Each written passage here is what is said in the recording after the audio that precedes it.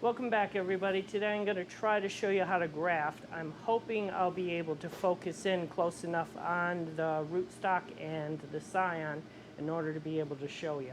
We'll see how that goes. Right there. That's M111. This is a standard rootstock or a semi-standard. It should add some vigor, and it's a little slower for fruiting, but I should still see fruits in 4 to 6 years. I'm working on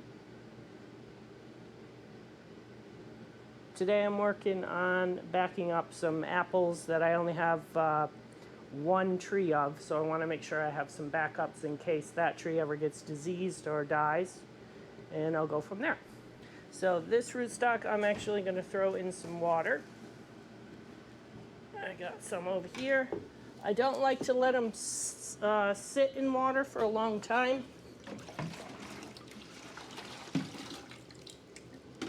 But while I'm grafting, I don't mind sticking them in a bucket of water. So let's see. Try to do this one-handed. That should be more than enough. This is my sign wood that I'll be working with today, and we'll try to get one ready and go. All right, what do we got in here? What I'm backing up today are apples, and let's see. This is Suncrisp. Suncrisp is a good one to start with. I never have luck with Suncrisp.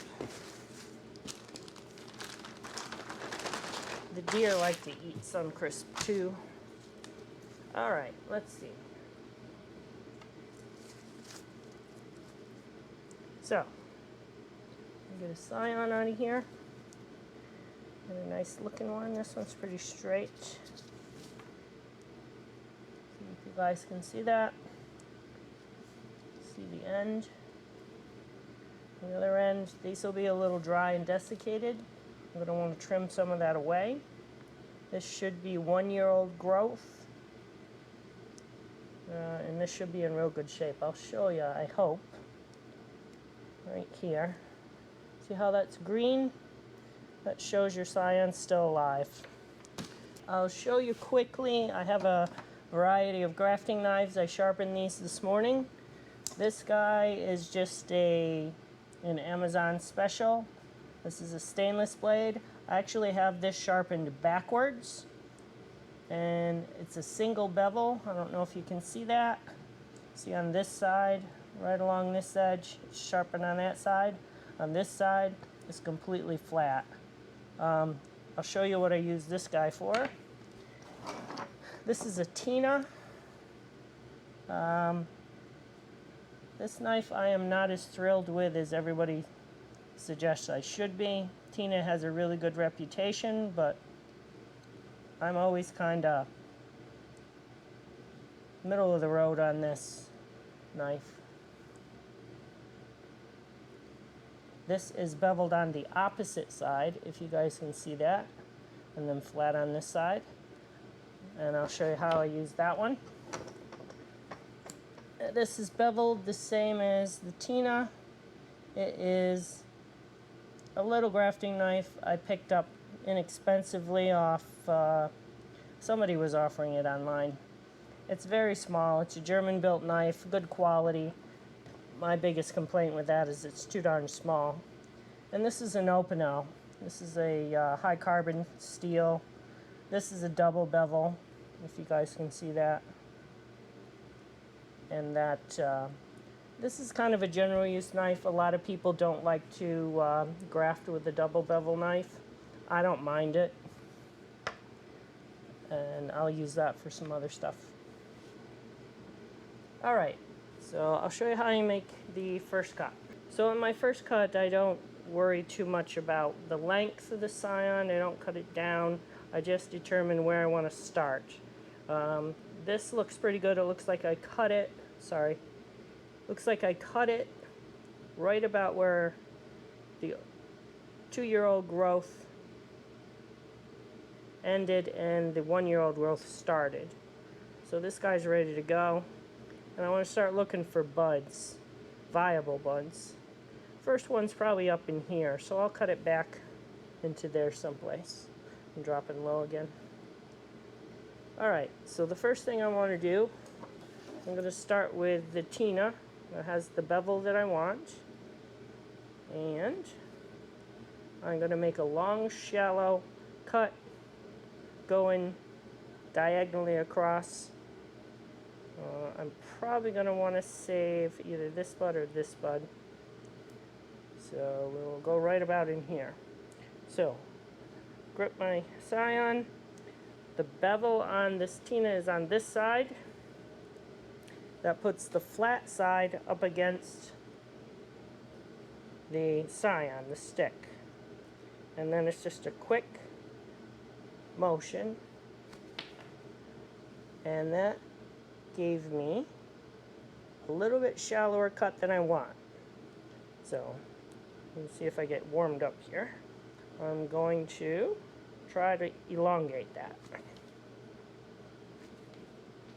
It's looking better.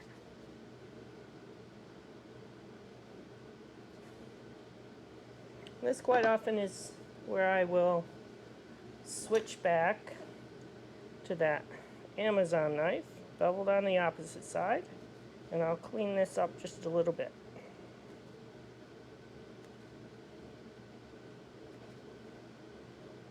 If I can't get all of that extra tail off, sometimes I'll just cut it diagonally. So that gives me a shallow cut. Hopefully you can see that.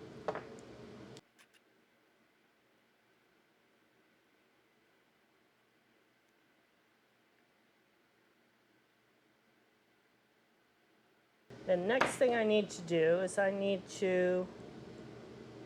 doing a whip and tongue, and I need to cut back to create the tongue. Let's see. I'm going to try to get you in so you can see this. Alright. And with this one, I like to pull a little bit and slide. Check the angle of my knife and try to get it right down through there. If you have to, rock it a little bit. Sometimes it'll peel the bark back a little bit. But I've got a little tongue there. Hopefully you guys can see that.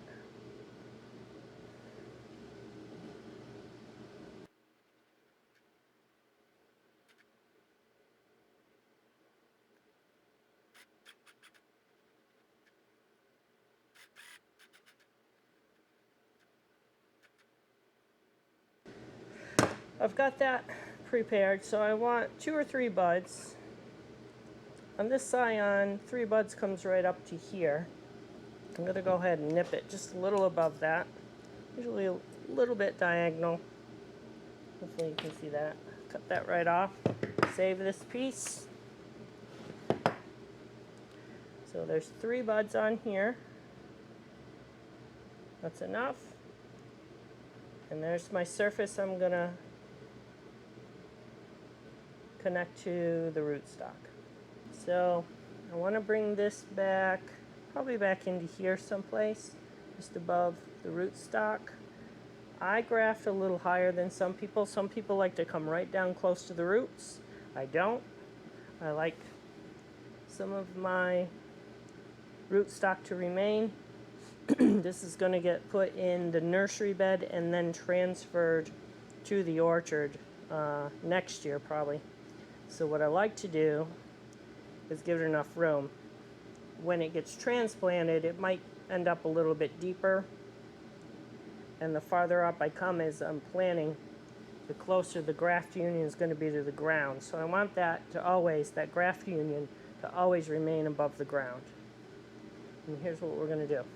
So, same thing with this. I'm going to make that shallow cut. I'm going to use the Tina. I'm going to choose a spot I like.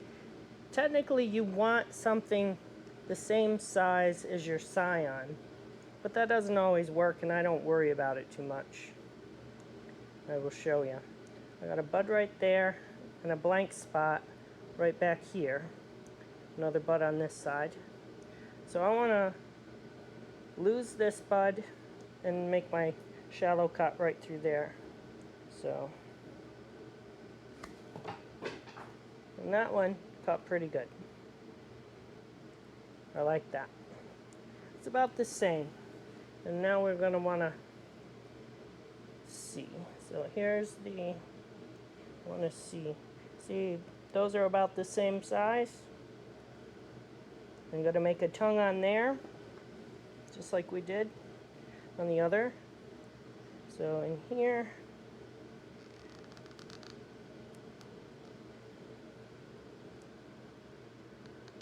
pull back.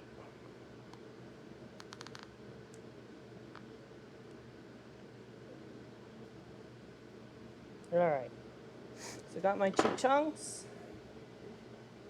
Now it's just a matter of putting those two tongues together. Hopefully you'll be able to see this. And slide them right in. And what you want to do is line these up. You'll see what we're trying to do is line up the cambium. It won't be perfect. There's that. And you see this side, the two different sizes are preventing me from lining up. I don't always try to line things up perfectly. In this case, I'm going to try to cross the cambiums. So what I'm going to do is shove this down a little further. Nope, came apart. And what I'm trying to do here is I'm trying to get the cambium on each piece to actually cross the cambium on the other piece. So you have a real shallow X crossing. And you can slide it back and forth to each side. What you do in that way is you're assured that your cambium's touching in one or two spots on each side. And that's all you need is for the cambium to cross the other, and they will start to join. So there we go. I'm going to pull this back. I'll mess with them a little bit just to see what's going to get me in the best spot. Alright, so now I got that set. I'm going to wrap it. So I'm going to be wrapping this with parafilm. It's a waxy, stretchy tape. It'll stick to each other. I like the parafilm. I'm working in the upstairs of the garage. I have the heater going. You can see it in the background. What I do like to do with the parafilm when I'm working in a cooler work area is I like to heat it up a little bit. And I think you can see this. I just hold it over the shop heater and it relaxes it a little bit. And that's all I really need. And then I'm going to take this and get it on here. I got this crossing, stretch it, pull it, and then I just use I drag my thumb for tension and just keep pulling. This will seal the graft and put tension on it to pull those two pieces together. The cambium, which is the live cell area along the outside of the scion, and the rootstock will be pulled together. And then when I got enough on there, I just pull and run my thumb across there and they stick to each other. Now, this one wasn't real tight at the top, so I like to put a rubber band on. And these are called budding rubbers. It's just really a rubber band. and take the rubber, budding rubber, and it's the same application as the parafilm. Just wrap it on itself. Wrap it on itself, and then same thing. I keep it pinched and roll. If you guys can see this, and get some tension on there. And this will draw those edges together a little better. Hopefully you can see it. A little bit better than the parafilm. It's a little more tension. And then wrap it around. I grab it, I pinch it between my fingers and pull, and it just locks on itself. So I went and got some, a little can of paint, and I'll show you. I just like to seal the end, and I just dip it, and that's it. That's literally all you need to do, the tiny little tip. I do not seal the graft itself. The graft is sealed with the parafilm, and in this case it has an extra layer of the budding rubber as well. That's good to go. So this needs to be labeled. I'm going to use a grease pen on this. I like to write the year I grafted, and then the variety. In this case, it's New Jersey 55.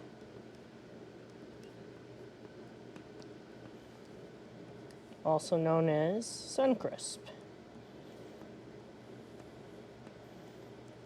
And what I also do on the back, same thing, I do the year again, and I like to write what rootstock I grafted it to. So,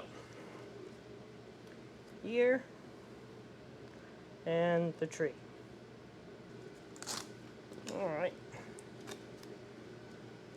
Then that labeled tree, I'll just stick here for now. And I'll keep these together.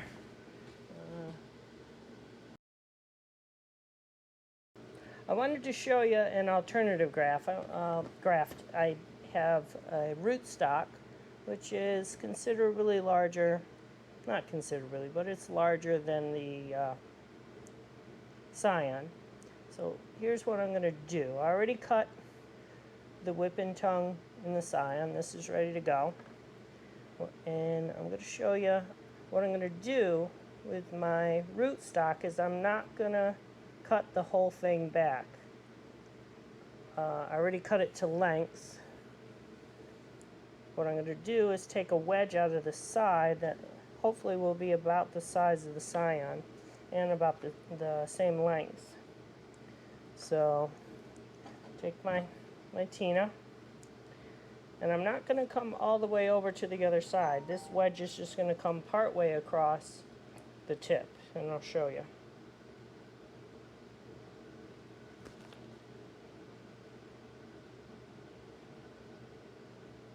Pretty good. Alright, if you can see that, the tip is not cut back all the way. And I've got that. That should be about the same. It's a little larger, that's a little wider, that's not a problem. We're going to cross this just like the others. But what I'm going to do now is I'm going to go ahead and make a tongue in here. So we're still doing whip and tongue. Alright.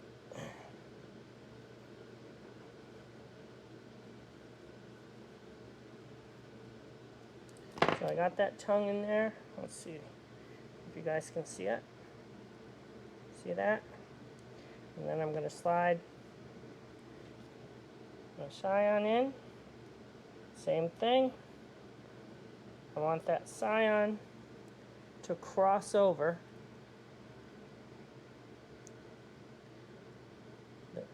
the cambium. I can do it either way. I can go this way. I can bring it over this way. So a long, shallow cross is probably the best way. And then I will go ahead and put parafilm on that. I'm going to get a piece going.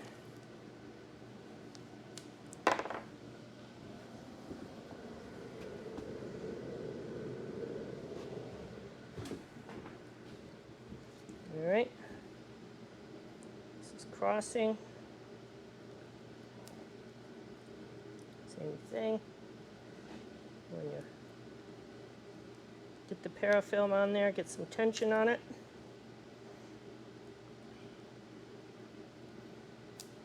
You see I have that blunt end. And I'm not going to worry about that. I've got my crossover. I'm going to wrap my parafilm right over that blunt end and seal it up. And I'm going to wrap around the scion a little bit. I'm going to just keep wrapping that till I have a nice coating. I'll break that off. You see that? That blunt end is covered. And I will dip the tip's covered. That one's good to go.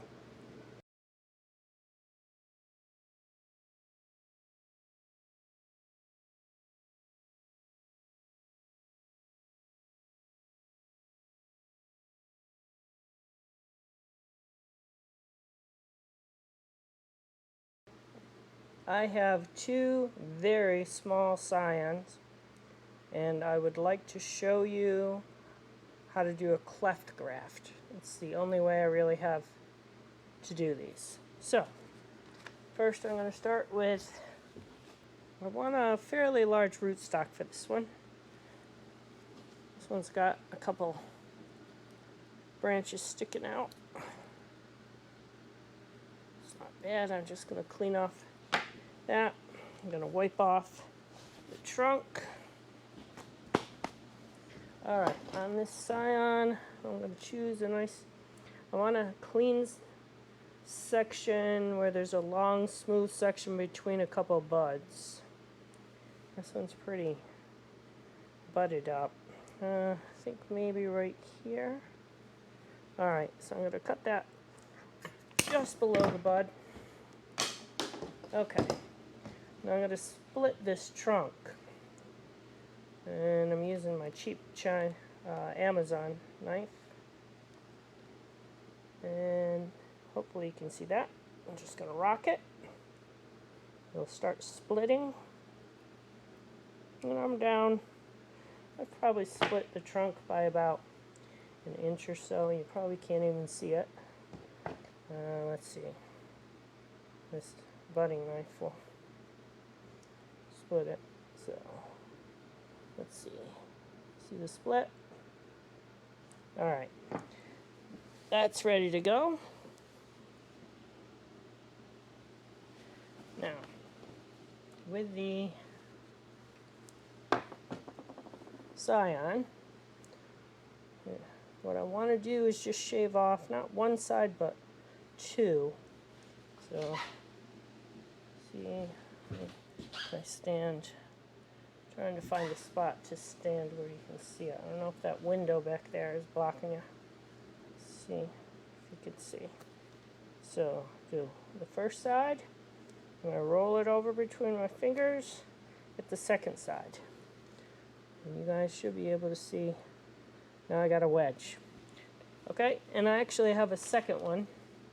I want to do the same thing. This actually has a terminal bud on it. This is Love's Queen. It's a real weak grower. It's one I'm trying to back up, and that's why I have such small wood. It may be one that I ultimately decide just isn't hardy enough for our climate. But hopefully you can see that. Let's see. Alright, and I'll show you what I do with these wedges. The other thing I do is check to make sure I can get them in. These look all right. Sometimes I trim them. I might trim this one. If you can see, I just created that. All right, so I'm going, this is the rootstock that we split. I want to take this and get it in that split. You can see it. And just start pushing it down. Get it into the split. I want it to flare out with those cambiums to cross. And you see what I've done here? It flares out. That cambium goes into the wood, but it should cross. And then I'm going to do the same thing on the other side. If you guys can see. Shove this one in. They're actually interfering with each other. That one bumped right into the other and pushed it out. So that's okay. Just do this at a shallower angle.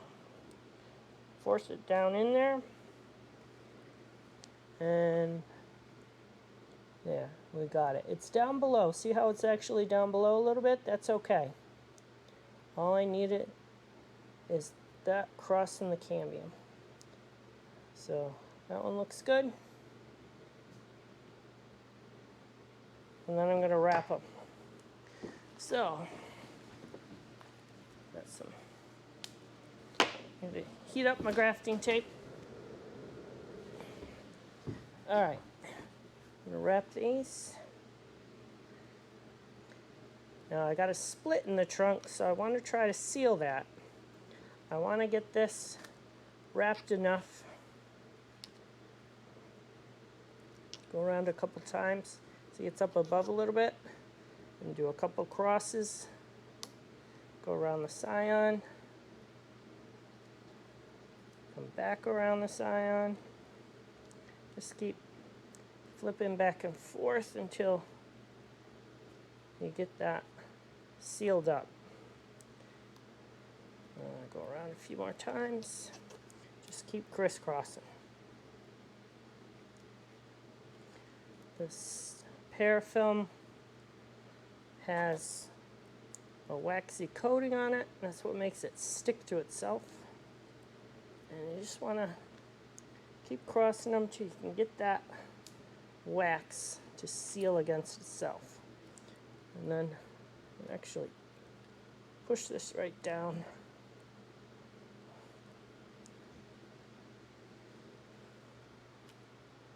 See if you can see that. Don't look too bad. I just want to make sure that doesn't get all dry. So hopefully those will take. I did one other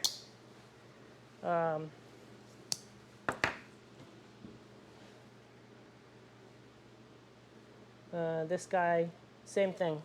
I've got two Lub's Queen, L-U-B-S-K, Lub's Queen. That's an apple, wheat grower. If I don't have luck with these this time, I will probably give up on it. I've got one tree. If that tree lives, it lives. If it dies, then I'll probably be done with this variety. It may just not be hardy for my climate.